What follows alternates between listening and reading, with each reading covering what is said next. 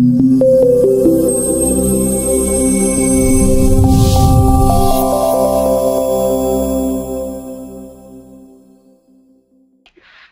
very happy to have Dr. Benjamin Darborough present today. He is the Assistant Professor of Pediatrics, as well as the Director of the Cytogenetics and Molecular Laboratory at the University of Iowa. He is a long-standing, Nexus copy number user, so we're very excited for him to show us some of the results he has gotten from our new version 8.0 of Nexus copy number. This new version has features for copy number estimation from all types of NGS data, whole genome, exome, as well as targeted sequencing panels. So Dr. Darborough will be presenting that today. And I'm going to hand it over to him so we can get started with the presentation. Dr. Darborough? Hello, thank you very much. And just wanted to say thank you to Biodiscovery for letting me have the opportunity to beta test some of the fun new features here in Nexus 8.0. The one that I'll be talking about specifically today is the ability to detect copy number variants from whole exome sequencing data now using Nexus copy number. So just to give a brief overview of what I'll be talking about today. So I wanted to start off with just a little bit on how are copy number variants detected, sort of how have they been historically and how are they today. And then move into a comparison that we've done of 3 different CNV calling algorithms that are specifically designed to be used on whole exome sequencing data. Those 3 algorithms are Conifer, XHMM, and the new algorithm developed and implemented in Nexus 8.0.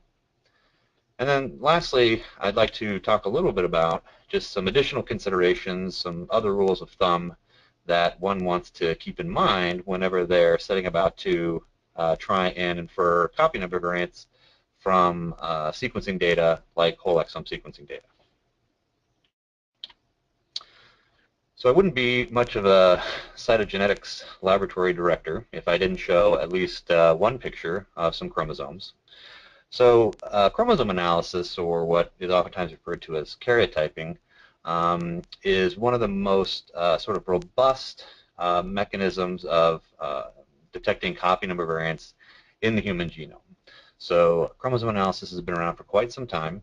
It's a relatively fast and cheap technique, but where it really stands out is in the fact that it's a full genome view. In fact, it was one of the first genomic scale tests that were out there. But the problem with chromosome analysis is that it's kind of like looking at the entire human genome, but at arm's length. It takes a pretty large-sized lesion to be able to detect it. Some would say upwards of 10 million base pairs. Now, that resolution issue was overcome when the technique of fluorescence in situ hybridization, or FISH, was developed. So FISH is another mainstay of many conventional and molecular cytogenetics laboratories. It too is a relatively cheap and relatively fast test. And unlike chromosome analysis, it can detect copy number variants down to a much smaller size or a much higher resolutions. So typically on the order of 10 to 20 kb in size. But what it gains in resolution, it loses in scope. In that FISH, unfortunately, is a locus-specific technique, meaning that you're only ever going to find copy number variants that you go looking for, and you may miss some of the ones that you were not intending to find. So then came along chromosomal microarrays, sort of the perfect union of both chromosome analysis and FISH. Oftentimes described as doing several thousands, if not millions, of FISH tests at the same time. So chromosomal microarrays paired the whole genome view of chromosome analysis with the resolution of FISH, and has now become the standard of care with regards to diagnostic testing in many different clinical situations, such as in individuals with developmental delay, autism spectrum disorders, and multiple congenital anomalies. So chromosomal microarray itself is kind of an umbrella term that's used to describe multiple different types of DNA microarrays. Of those, probably the 2 that are most well known are comparative genomic hybridization microarrays as well as single nucleotide polymorphism, or SNP microarrays. Now, both of these were sort of the first ones to make their way into both research and clinical laboratory settings. And in fact, if you are interested in a lovely tour down memory lane of chromosomal microarrays and copy number variant testing, Dr. Shams from Biodiscovery did give a webinar last month on NX Clinical, in which he gives a very nice history lesson on the evolution of chromosomal microarrays, all the way up to the point where we are today, which is now being able to use these sort of combination CGH or copy number probe and plus SNP arrays, which is what a lot of laboratories use at present. But today, what we're going to be talking about more is the detection of copy number variants from high throughput or next generation sequencing data. So there's been a lot of effort these days to turn or to be able to use things like whole exome sequencing as a first-tier test capable of not only identifying single nucleotide variants and small insertions and deletions, but also copy number variants. So on the side of this slide, you can see two pictures. The top one being data from a chromosomal microarray being analyzed in Nexus, illustrating a duplication. And down here, you can see it's a view from the integrated genomics viewer. It's a coverage plot from exome sequencing, and you can see what some of the earliest methods of detecting copy number variants in sequencing data were, which is simply visually looking at these depth plots. So here you can see on the left-hand side of this image several mounds showing very high depth, and on the very right-hand side you can also see the same thing, but sort of in the middle you can see that they're very, very small mounds, indicating that there's much fewer sequencing reads mapping to that area, which would be indicative of a deletion. So in sequencing data, there's a lot of different ways to detect a copy number variant, especially if you're using paired end sequencing. So one of the ways is what's called discordant pair mapping. So in part A of this figure, a discordant pair or discordant pair mapping would be if the two ends of a sequencing read, the forward and reverse, were mapping differently than expected, i.e. there was more space between them or less space between them, sort of discordant from what you'd expect based upon the average insert size. Another type of method is split read detection. So this is when one of the two sequencing reads is actually split into mapping in two different areas. Read depth approaches, which is what we'll be focusing on today and sort of just described in the last slide, rely upon the number of sequencing reads that are mapping to an area, with much higher depth being indicative of duplications and lower being indicating a deletion. There are also sequence assembly-based methods, or what's also referred to as de novo assembly. And of course, there are some methods out there where a combination of a few of these approaches are used. It is worth always mentioning, though, that no method alone is generally capable of detecting all types of copy number variants or structural variants. In fact, I think a good point that illustrates this is that the 1000 Genomes Project had mentioned in one of their publications they had used a large number of algorithms, around 19, to independently identify CNVs and structural variations in just the first 185 human genomes they analyzed. So each of these methodologies has its own pros and cons, or advantages and disadvantages. So for the paired end, or the discordant pair approach, these CNVs that are detected with this method can be very precise, and you can find balanced structural variations, such as inversions, and it can be done using relatively low coverage. However, it can be bad for targeted projects, and as you might expect, the resolution is going to be very dependent upon the insert size. Now with the split read method, similar to the paired end, it can have very good breakpoint resolution, can be pretty precise, but you lose some of that precision in targeted projects, which is partly why read depth methods have been so popular, is because of the number of targeted projects out there, much like whole exome sequencing. Another reason why the read depth methods are pretty well or pretty widely utilized is that it's the most like array analysis. It's a paradigm which most of us can understand who have been doing chromosomal microarray analysis for quite some time. It'll work with any unique sequence, and it's also, as I mentioned, very good for custom target sequencing experiments. But obviously, as I'm sure many people know, the big issue with the read depth approach is biases that are introduced during the hybridization capture component as well as the sequencing. So all of these read depth approaches have some usual step of normalization of the data or incorporation of control samples. Another disadvantage is that it only will detect imbalanced lesions similar to chromosomal microarrays. And there's also a need for relatively high coverage, especially if you're hoping to differentiate an area of low coverage from high coverage as being a means of detecting copy number variants. And the sequence assembly methods are great for a lot of reasons. I mean, they're not insert dependent, and you can find all kinds of novel structural variations with these. The downside is for most of us who are studying large genomes like the human genomes, they're extraordinarily computationally intensive. And in addition to that, they can be kind of bad with repeat areas. So today, we'll be talking about 3 different algorithms, all of which are developed around this read depth methodology. So the 3 algorithms that we'll be talking about today are Conifer, XHMM, and the new algorithm implemented within Nexus 8.0. Now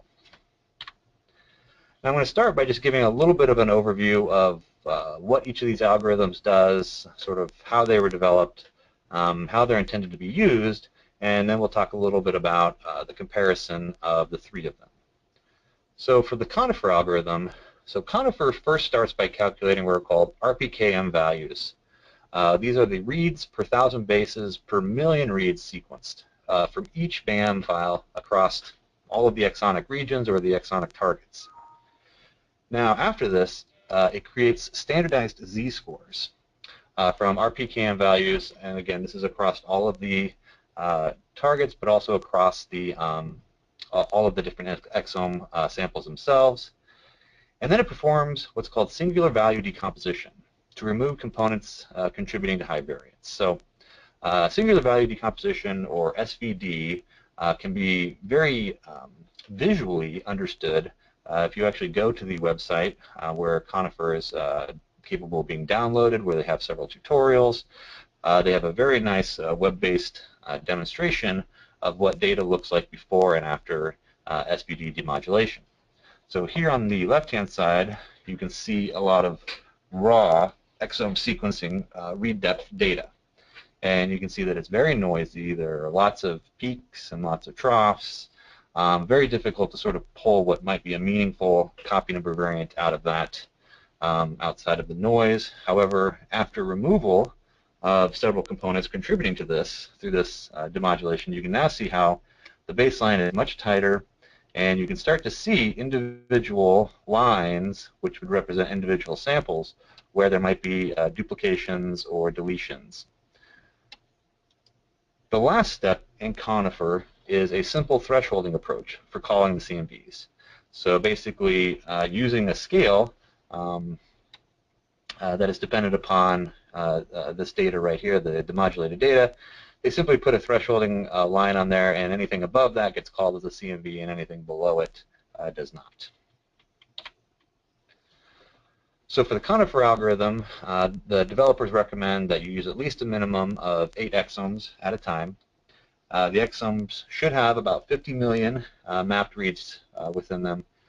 And Conifer is executed by running several Python scripts from the command line.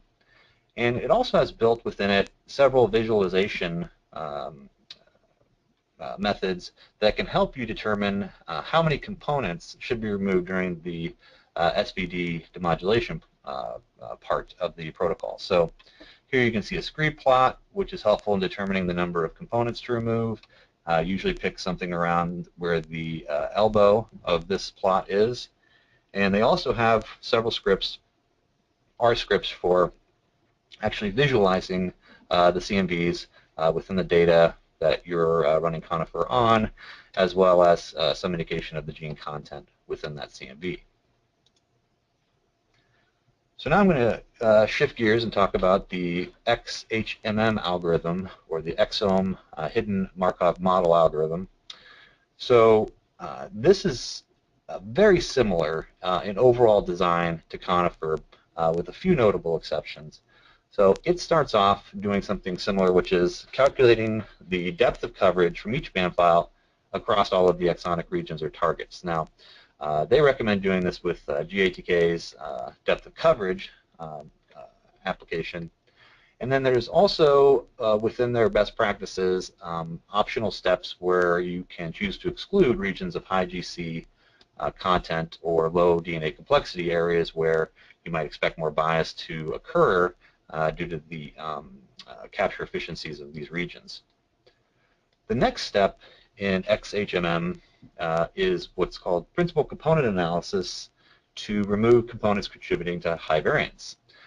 So principal component analysis, or PCA, is actually is very similar, if not just a form of SVD. So in both XHMM and Conifer, they're using a type of SVD to normalize the data and remove some of the aspects that are contributing to this high variance. And in fact, if you look over here on the right-hand side, you can see in this multicolored picture, this is an example, one of the plots that can be produced using XHMM that provides a much more visual representation of the components that are being removed and what they correlate to. So the components being removed are the ones on the left-hand side here of the vertical dotted line. And as you can see by the color coding, some of these components correlate to either GC content or repeat masked areas, read depth, or a variety of other types of either gender or batch effects. The last step in XHMM is then to calculate z-scores from the normalized read depth data, similar to Conifer. But then probably the most notable exception is that the CNVs are then detected using a hidden Markov model instead of a simple thresholding approach. So the developers of XHMM recommend that it be used on approximately 50 exomes or more at a time, and that the exomes have at least 60 to 100x coverage. XHMM, very similar to Conifer, is executed primarily from the command line using several commands. And another one of the unique things about XHMM, again because of this hidden Markov model, is that it generates quality scores for the detected CNVs, and we'll talk about that a little bit more in just a second. And then similar to Conifer, it does have several visual plots that it generates throughout the workflow that can help guide analysis, such as this principal component standard deviation plot, which kind of helps to determine how many components to remove, as well as some of these whole genome plots that help to inform the user as to what some of those principal components that are being removed are correlated with. And last but not least, let's also talk about the new algorithm that's being implemented in Nexus 8.0. So there are no strict requirements of input or control exomes. So there's not a strict requirement for how many to use. In the beta testing that we've done, it's been suggested us to use about 10 samples, and we found that works great. It actually works well even on less samples than that, but I'm not entirely sure what the lower limit is there. But the way this algorithm works is it starts off with creation of a pooled reference file from the samples that you're planning on analyzing. So the first step of that is the generation of a depth file or depth files for each of the BAM files that contains a list of the genomic regions and the total bases aligned. Similar to the other algorithms, there are specific areas that can be removed from analysis, especially poor coverage areas, so those areas that have less than 10x coverage and greater than 50% of the samples. And like the other algorithms, there's a normalization step. So normalized depth is computed by taking the depth divided by the region length as well as by the total reads in the BAM, so very similar to the RPKM values in Conifer. And then after normalization, the median depth value for each region is written to this pooled reference file. Now the same normalization is done for the reference file samples, but then also for any files, spam files that you would be looking to infer CNVs from, sort of the experimental files. And the normalized experimental files are then compared to this median normalized value in the pooled reference file at each region. And after that, a GC correction is applied prior to CNV detection using the same workflow that I'm sure many of you are familiar with already within Nexus. And then after that GC correction, CNVs can be detected by one of the algorithms that's available. In our case, we chose to use the FAST2 algorithm. Okay, so what about the samples? So the samples that we used in this comparison are all germline samples. So we did not test tumor normal samples in this comparison. We had 18 what we call control exomes. So these are exomes that were generated with the adjuvant sure select version 5 chemistry and sequenced on a HiSeq 2500. And these were samples that we knew had no known recurrent or pathogenic CNVs in them. And these were sequenced to a mean coverage of about 60x. Then we had 9 patient or test exomes. And in 8 out of these 9, these patients were known to have a pathogenic 22q11.2 deletion. So this was your typical traditional 3 megabase deletion on 22q that can lead to DeGeorge syndrome. But these exomes were also sequenced with the adjuvant sure select version 5 chemistry and on a HiSeq 2500. And they were sequenced originally to a slightly higher coverage, so we did perform a downsampling to about 60x so that we could have as much uniformity between both of these cohorts as possible, since we didn't want to add any potential bias to any of these algorithms if we could avoid it. So for the processing of these samples in these different algorithms, there were a few parameters that were used for all algorithms, for Conifer XHMM and the Nexus algorithm. So the first was that any CNV less than 50 kb in size was filtered out. We really just wanted to focus on those CNVs that were greater than 50 kb, mostly because as our gold standard in this comparison, we were going to be using our Affymetrix Cytoscan HD arrays, and we have set through our own validations a lower limit of detection there at 50 kb. Another component to bring up is that all CNVs were included in this that were above 50 kb. So that would include both the rare CNVs but also common CNVs. So we did not exclude any CNVs based upon their allele frequencies either within our cohort or within population databases. We used 6 different CNV calling thresholds per algorithm, and I'll go into more detail on that here in just a second. And in each case, we used the 18 controls to help sort of build that reference, and then we analyzed the 9 patient samples for CNVs. So in the Nexus algorithm, we were able to use the 18 controls and the 9 patient samples. We were able to use all of those together to create the pooled reference file.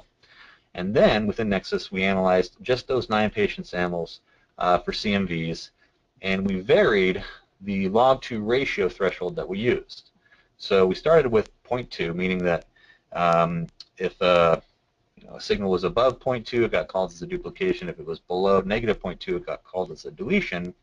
And then we incrementally raised that as a way of sort of trying to overall test the performance of this new algorithm at multiple different log2 ratio thresholds, where you might expect it to go from sensitive to much more specific. For the XHMM algorithm, we recognized pretty early on that we could not analyze all of the patient samples together without losing the 22q deletion. So basically, if we used all 9 patient samples together, it unfortunately, the algorithm ended up thinking that that deletion was normal. So it was not being called in any of the patients with 22q deletion, and in fact, the one patient without a 22q deletion, duplication was being called. So To deal with that, we analyzed the 18 controls plus 2 patient samples at a time. And then we did this for each of the patient samples. So 18 and 2, put it through the entire pipeline, detected CNVs, and then did the same 18 controls plus another 2 samples, and so on and so forth. So the PCA component removal, we allowed XHMM to handle that. It ended up removing 5 components from each of the runs. We did not change the HMM parameters, so the hidden Markov model parameters from the default settings, and that will come back into play a little bit later. And as far as the threshold that we varied, as far as the threshold that could be used to determine whether or not a CNV is likely accurate, CNV call is accurate or not, we used a metric that's calculated by XHMM called QSUM, which is a Phred-scaled quality score for just whether or not some copy number variant lesion exists within the interval that's called. The thresholds we used are listed here below. So a threshold of 0, that's basically every CNV that XHMM called, and then 50 are just those with this QSUM quality score above 50, and then above 75, and so on. For Conifer, we ran into the same problem with the 22Q samples. So we had to analyze them 2 at a time with the 18 controls. For the number of components removed with SVD, we based that on the scree plots and also on retention of the 22Q deletion. We did find that if we removed too many components, the 22Q deletion also disappeared. And for this, we varied what they referred to as the SVD Z scored RPKM values, and we used thresholds from 1 to 2.0. And as I mentioned, but I just kind of want to reinforce here, is that part of the reason for using this patient cohort in the first place is that we knew that 8 out of the 9 of these had a known pathogenic CNV of a pretty good size. Most of these patients had this deletion confirmed by FISH while the microarray, the clinical microarray, was still running. So we knew this to be there, so we use this as kind of a positive control to help to tune some of these algorithms so that at the majority of the calling thresholds, we required that that 22Q lesion be detected. And if it wasn't, we would go back and either change some of these thresholds or some of the components removed so that that 22Q lesion was retained. So real quickly, I do want to give just a really brief tour of what the experience was like detecting CNVs from whole exome sequencing using the beta version of Nexus 8.0. So on the left-hand side here, we have a window from a new application called the BAM Reference Builder. And it's in this application that you load up the BAM files that you want to use to create the pooled reference file, along with a target region file, which is usually going to be the targets from the exome sequencing capture chemistry you used.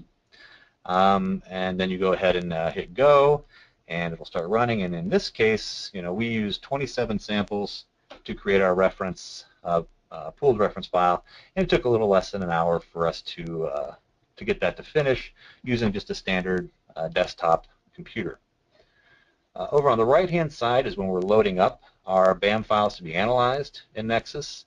As you can see, it's a pretty typical view, a pretty standard workflow within Nexus. You just select the data type BAM pooled reference, the pooled reference file that, in this case, we had just created, and then put in your samples, hit done, and then Nexus will start processing these BAM files according to whatever analysis settings were specified in the settings section. Again, this should be pretty familiar to anyone who's used Nexus in the past, including GC correction and some of the different settings that can be modified for the FAST2 algorithm. So it took about a little under 2 hours for Nexus to analyze these 9 samples, exome sequencing samples. And just like in other Nexus workflows, the results get presented in a frequency plot view, which then allows for further filtering, zooming, or drilling down to individual samples. And here is a nice view of this 22Q region, and you can see that that the deletion is very evident in these samples where we know it to be. And this here is the chromosome probes view. So right here is where the deletion is located. And also, this new algorithm in Nexus is capable of calculating the V allele frequency directly from the BAM files, which can be very helpful in detecting loss of heterozygosity or regions of homozygosity or allelic imbalances. So it's a little difficult to see, but this is the same picture from the last slide, but you can tell here that these regions are being called as homozygous. As well, they should be from the presence of the deletion. And lastly, just one final shot, an individual sample drill down onto the 22q region. So here you can see the deletion clearly highlighted in the copy number plot, and down here you can see that an area of homozygosity or LOH is being called secondary to this deletion. So let's take a look at how these three algorithms compared to one another using this test set of samples. So real quick before I go into the results, I do want to show you how we generated these results for comparison. So we used a suite of tools that we had developed a couple of years ago, primarily developed by Corey Goodman, a student in our lab. This suite is called CNV-ROC, and we developed it primarily to either calibrate algorithmic metrics, but also to just compare two CNV call sets using microarray probes or nucleotides as sort of the fundamental unit of comparison. So the reason we did it this way was because CNVs are not quite like SNVs when it comes to comparisons. With SNVs, it's simply, one nucleotide, one coordinate, very easy to compare. But as many of us would realize or recognize, copy number variants don't always have the same breakpoints. There can be some haziness there. Plus, there can be fragmentation issues simply because of the algorithm that's used sometimes to call CNVs. So any comparison of CNVs across samples generally relies on sort of deciding some arbitrary level of overlap between the CNVs, whether it be a very simple level of overlap, like 50% overlap with one another, or something a little bit more sophisticated like the Jacquard similarity measure. There still always has to be some threshold set that says, well, if they overlap this much, they're the same. So to illustrate this, we have these two CNVs shown here for sample 1 and sample 2. Now, if these are both deletions and they have these breakpoints here and here, I think most of us would agree these are probably the same CNV. But what about these two? I mean, could these two be the exact same CNV, or could they be a different CNV? And if that is a question that we're asking, should one CNV validate the other? Then, of course, what about this situation where you have fragmentation of a CNV call into 3 CNVs, where this is probably the same CNV, but now it's very difficult to do a direct comparison between this one and this one, this one and this one, this one and this one. So what CNV-ROC does is it treats every probe as a potential CNV call or not. So in sample 1, the white colored probes would be listed as negative for CNV, whereas the blue ones would be positive for a deletion CNV. And then in sample 2, which we're comparing then to sample 1, the green probes would be considered true negatives probes, the red ones would be true positives, and these yellow ones in between would be considered false negative probes. So what this allows us to do is to, instead of just comparing one CNV to one CNV and having some of these arbitrary cutoffs and thresholds, it allows us to compare dozens, if not hundreds, of probe points to each other for a much more precise and granular comparison. CNV-ROC is also very helpful because it generates ROC curves when you actually change or increment various algorithmic metrics. So in our case, usually what we're looking at is changing the log2 ratio threshold for calling CNVs, and then comparing that against a gold standard set and seeing at what log2 ratio is the optimal balance of sensitivity and specificity being achieved. If there is no gold standard, we have found that using previously validated call sets works, or occasionally also using call sets from a higher resolution platform. The big notice, though, that I want to make right now before moving on to what the results were is that the results that you're about to see with regards to performance metrics like sensitivity, specificity, false positive rates, accuracy, these are all probe or target-based metrics, meaning that they're not, CNV-based metrics. So some of the numbers might look a little bit higher or lower than you would expect. And that's because what we're really looking at here are true and false positives and true and false negatives as it applies to the probes, or in the case of the exome sequencing, the actual exome sequencing targets. Okay, so here's our first comparison of the three different algorithms. So these are ROC curves that were generated for Conifer, XHMM, and Nexus, the Nexus calling algorithm, versus a gold standard of CNVs that were called on the Affymetrix Cytoscan HD array. And as I mentioned before, they had to be greater than 50 kb, and we included both common and rare CNVs. Now, if you take a look at just the Nexus curve here first, the red one, you can see how when you use the lowest log2 threshold, or 0.2, you have the highest sensitivity for making CNV calls, but you also have the highest false positive rate. Now, as that number increases, you can see that the false positive rate goes down, but eventually, so too does the sensitivity. You can see the same thing with the Conifer algorithm, where with the lowest threshold, you have the highest sensitivity, which then starts to go down as the false positive rate does with these higher, more stringent thresholds. And the same thing can be seen with XHMM, although the curve is a little different than one might expect for an ROC curve, and I'll explain what we think is happening there here in just a little bit. The other usage of ROC curves is looking at the area under the curve to determine what test is the best discriminator, but also to determine at what threshold the optimal balance of sensitivity and false positive rates are achieved. And that's usually done by looking at the point that's sort of closest to this 0,1 point, or usually kind of right at that the elbow or the bend of the knee of the curve. So we've done that then for each of these algorithms as well. So in this particular data frame, where we're looking at both deletions and duplications, so all CNVs together, the optimal log2 ratio for the Nexus algorithm was 0.5. For Conifer, it was a threshold of 1.2. And for the XHMM, it was that Q score, or Q sum score, of 75. So this is the same type of analysis, but now done just for deletions. And again, you can see many of the same principles are still applying. The lower the threshold, the higher the sensitivity. The higher the threshold, the lower the sensitivity, but the lower the false positive rate. The thing to point out here, though, is that in both the deletions only plot, as well as the one right before it, which I'll show again, both deletions and duplications, the sensitivity for all of these algorithms is pretty good. Some of those lower thresholds, it's almost always above 80%.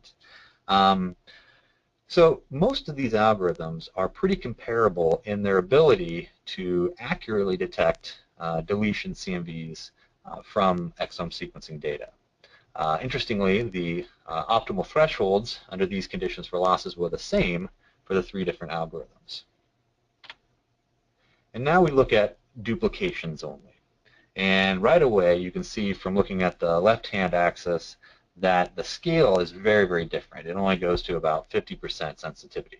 And all three of the algorithms do sort of equally poor at detecting, being very sensitive for detecting duplications. Same general principles apply. The more stringent you get, the less false positives you have, but the sensitivity really starts to drop off hard as the threshold stringency becomes higher. Interestingly, again, the same values were found to be the optimal values for these metrics in all three algorithms for detecting duplications.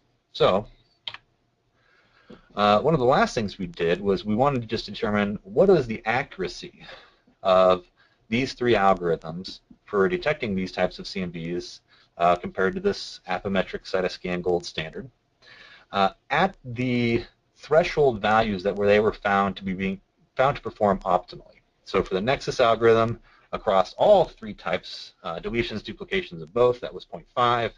For Conifer, that was 1.2, and for XHMM, that was 75. And I think the real take-home of this figure is that all three algorithms are performing pretty similarly when it comes to accuracy. There might be, slight differences in the performance for deletions versus duplications with regards to Conifer and XHMM, but overall they're all performing pretty similarly. These are all relative accuracy values that have all been scaled based upon the accuracy value achieved by the Nexus algorithm, which was the highest in each case. So that was the comparison study that we did, and now I want to just talk about a few other considerations about calling CNVs in sequencing data or whole exome sequencing data, and specifically, and a couple of limitations of the comparison that we did do. So a couple of things to consider. So both Conifer and XHMM require the use of the command line to operate, which in many situations will require some level of bioinformatics experience to operate these tools. And whereas the Nexus algorithm is performing something very, very similar to both of these, it fits within the already familiar to many of us graphical user interface of Nexus copy number. And it's much more of the same type of a workflow that many of us are already familiar with who've been using Nexus for a while for analysis of chromosomal microarrays. The results file formats can also be something to take into consideration. So for XHMM, it has several different output formats, including the XCNV file format and VCF format, which is a widely used standard format in sort of molecular genetic testing and sequencing. Both Conifer and the Nexus algorithm provide also those for these very simple tab-delimited output files, which can then be used for further analysis. And also the modification of additional parameters and how easy or difficult that can be. So in a microarray study, I think most of us have come to realize the number of probes required to make a CNV call is also a really important threshold. And in Nexus, both with microarrays and also now with sequencing data, that's a criteria that can be established sort of up front during the calling, whereas in some of these other algorithms, it's something that has to be taken care of on the back end with filtering. And also the ability to easily change other metrics, especially things like the log2 threshold, whether it be for microarray or sequencing experiments, is also an important one, and just how easy that is to do in the context of the tool that you're using. So a couple of limitations of the current comparison. So the first off is that all of these exomes were aligned with BWA and then processed according to GATK best practices for band processing. So one of the problems with BWA, though, is that it does not align reads to multiple locations, which is something that Conifer suggests for optimal use, including the use of an aligner called MISFAST. All of these exomes were high enough coverage to be used with these tools, but still kind of low-ish in the coverage, right around about 60x. XHMM actually recommends 50 or more exomes, and in each one of those iterations we were using about 20 exomes. And of course, CNV size and nature is going to play into this comparison. As I mentioned, we only looked at those CNVs greater than 50 kb, whereas a lot of the utility of trying to use exome sequencing for CNV detection is in trying to find even smaller CNVs, but we were somewhat limited by our gold standard in this situation. We included both common and rare CNVs, so the issue there is that some of the common CNVs may be missed by any of the three approaches, because if they're common enough within the cohort, they end up being viewed as a normal part of the human genome. So duplications end up being called deletions in the samples that you end up analyzing. And then, of course, this recurrent pathogenic CNV that was present in all of our experimental samples except for one, the 22q microdeletion. So again, this was something that we wanted to use as, again, a sort of an internal positive control to make sure that we were using these algorithms well. But in order to retain that, we did have to change the way we used a few of these algorithms with regard to analyzing fewer patient samples with the control samples at a time. Another thing to consider is that the XHMM ROC curves looked a little strange, and we think we know why that is. And that is because the Q-sum quality scores are Phred scaled and may not be the most appropriate threshold for comparison with Nexus or Conifer, which are where we're modifying or we're changing the threshold of a much more linear metric, sort of just that log2 ratio threshold or that RPKM threshold. So what might be a more appropriate comparison would be instead changing the hidden Markov model properties. So changing those which are listed as a sort of a z-score for the mean deletion that you expect, as well as the mean duplication and the mean z-score for a diploid region of the genome, might be a more appropriate way of comparing XHMM to Conifer and the Nexus algorithm. And lastly, something that should probably be brought up is that for the gold standard set that we used, which was the Affymetric Cytoscan HD array, we analyzed those cell files in Nexus using the FAST2 algorithm for calling CNVs. So that might be part of the reason why the results were so much sort of more comparable between the Nexus CNV detection algorithm and exomes versus some of the others. And then also, it goes without saying that other microarray CNV calling algorithms might have called different CNVs in the Affymetrics data, and these might have compared differently with some of these algorithms as well. So the last things I'll say is that there are other things that you want to consider when you're selecting a tool for detecting CNVs in sequencing data. So first off, you might want to select more than one method or one of these combination algorithms so you can take advantage of multiple different methodologies. But some of the big things to keep in mind to test these algorithms yourself on your data to make sure they're working correctly is just, how easy is it to implement? Do they have some trial or sample data that you can test it out on? And will it run effectively on whatever your hardware is that you have? If you've got a set of trios, that can be very, very helpful in these kind of studies because the inheritance or the transmission of CNVs from parent to child should converge to about 50%, at least when you're not talking about de novo CNVs. And here's something to also consider. How much of your data does that particular software tool or algorithm throw out? This was a concern at first with XHMM, which does throw out certain samples based upon whether or not it considers them to be outliers to the overall cohort. That fortunately didn't happen in this particular case, but we did take some efforts to ensure sort of some homogeneity to the cohort that we were using. Does the tool calculate quality control metrics, or does it provide any kind of filtering recommendations for the detected CNVs on the back end? And then lastly, are the call sets you're getting, do they make sense from a biologic standpoint? For a given size threshold of CNVs, are you finding an appropriate number of deletions or duplications and in the right ratio that would be expected over your target region in the human genome? So that's all I have today. I want to thank the members of our clinical cytogenetics and molecular laboratory who helped not only in running many of these experiments with arrays and the exome sequencing, but also help with some of the data analysis and the conversion of different file formats. And with that, I'm happy to take any questions. Thank you very much, Dr. Darborough. We'll go to the questions for Dr. Darborough now. How do any of these three algorithms work at the single gene level?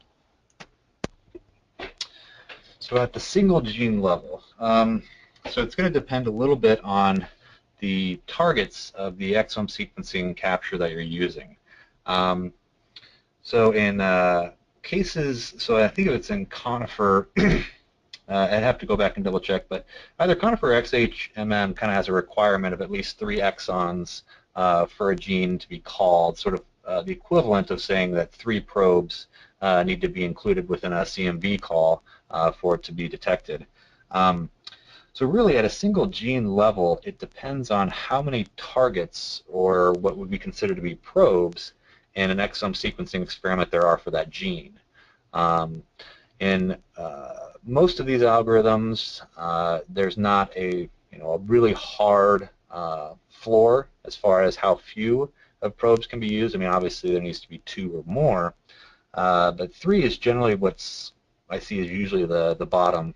And if there are less than 3 exome sequencing targets within a gene, then it's possible that even if there were a CNV in there, it would not get called simply because of a lack of in essence, coverage of that gene. Hopefully that kind of answers that question. Great, thank you. Another question here, why do you need multiple exomes at a time to use conifer and XHMM algorithms? So the requirement for multiple samples is because of the sort of the statistical approach that is being used to determine what is normal copy number and what would constitute an abnormal copy number, so a deletion or a duplication. So in essence, whether or not the algorithms are calling it a reference file or a pooled reference file or not, in essence, what each one is doing is creating what it considers to be a baseline of what a depth value should be for that particular cohort for a diploid area of the genome. And then when it goes back through and it analyzes each individual exome, it's looking for depth of coverage that is outside of whatever that normalized diploid depth of coverage magnitude would be. So you do need a couple of samples in there to sort of establish what that is. And that's why they also benefit greatly from being a pretty equal or uniform overall depth as well. So if you had 50 exomes, but each one of those exomes had anywhere from 20x average coverage to 1,000x average coverage, it's going to be very difficult to come up with what is sort of the normalized version of depth of coverage for a diploid region for that kind of a cohort. But that's kind of why a lot of these use multiple samples as part of that. And it really just comes down to, you could use fewer. It's just that establishment of what is baseline sort of diploid depth of coverage is going to have more noise or more errors in it the fewer the samples you use. Great, thank you. Have you analyzed copy-neutral structural variants in your comparisons? That's a great question, and it's something that we can do now with the most recent version of the algorithm implemented in Nexus, which allows B allele frequencies to be inferred from the BAM files. So in this comparison, and so far we have not yet, and we can do that comparison between our Affymetrix cytoscan data and the Nexus algorithm for inferring CNVs from exome sequencing data. We wouldn't be able to do that comparison for the conifer and XHMM, certainly not as easily, as it's not clear to me that either of those tools is capable of detecting copy number neutral or any kind of balanced LOH type of regions. But we certainly can do that comparison now with the tool that exists in Nexus. Great, thank you. Another question here is, how do you control for the quality of the samples? For example, tumor samples may be low quality FFPE while the controls may be good quality blood-derived DNA. Yeah, that's a very important question. And unfortunately, it's one that I don't have an answer to right now because we have not done any testing with any of these 3 algorithms on the various types of tumor samples that are out there, whether they be just very heterogeneous tumor samples because of the heterogeneous nature of the tumor itself or the contamination with normal tissue, or more technical aspects like DNA coming from formalin-fixed paraffin-embedded tissue. I would say that at least from what I've seen so far of these algorithms, that certainly the ones that we tested are most appropriately used for germline copy number variant detection. There are other tools that have been developed that are more focused for tumor normal or tumor ones themselves. However, I really can't speak definitively because we haven't tested it on that type of sample yet. What would be a good approach to detect CNVs in cases where you have only 1 or 2 tumor samples and no control samples? For example, no matched or unmatched normal. So again, it's going to be a little tricky if you're using the tumor samples as opposed to more germline samples. Apparently that's some testing I guess we're going to have to do pretty soon since there's clearly an interest in that. I would have to say, though, that if you have very few samples, I do think that running very few tumor samples through something like Nexus, this new copy number algorithm, it would certainly be possible you could get a result from it, but you'd want to have some kind of an external indicator of at least a couple of diploid regions within those tumors, either from FISH or chromosome analysis, something to really kind of help the algorithm know what is diploid, what is copy number 2, as a way of sort of establishing what that baseline is. And I would also expect that given a small number of samples, again, without a normal component, that data is probably going to be pretty noisy also. Great, thank you. As we're running out of time, maybe we'll just take 1 or 2 more questions here. Have you tested Nexus for smaller targeted sequencing panels than Exome? Just barely. We are just getting started with that right now. We're testing a smaller targeted custom capture enrichment strategy that is targeting about 10 megabases, so actually kind of big for targeted capture, but 10 megabases instead of something in excess of 50 for an exome. But I don't have any real results on that yet. But there's no reason theoretically why it shouldn't work, especially since the depth of coverage that we're getting on these is certainly higher than an exome. It's more on the order of a couple of hundred, but it's not, in excess of several thousand. Great. And maybe one last question here. Do you have any experience in how this program works in absence of control samples? What do you recommend in cases where you did not sequence any control samples with the tumor samples? So if you don't have any of these control, so in this case, yeah, we used 18 control exomes, and we had 9 patient ones that we were most interested in analyzing. We could have simply used those 9 and created a pool of reference from that, but given the very high incidence of the 22q lesion, if we used just those 9 samples, then that 22q lesion would have been lost. The deletion would have looked like the normal diploid state for that area in the genome, and that one sample without it would have got called as a duplication. So you don't necessarily need to have control samples. It's just that if you do have a recurrent CNV that's present in a large majority of the samples, that could get missed or actually cause sort of a reciprocal CNV event in those samples that don't have it. Just very similar to the reference type of bias that we used to see with more conventional array CGH types of experiments. Great, thank you very much. As we are over our time here, I'm going to end the questions right now. There are a few more questions left, and we can follow up with people after the webinar. Thank you very much, Dr. Darborough. That was a wonderful presentation, and thank you everyone for attending.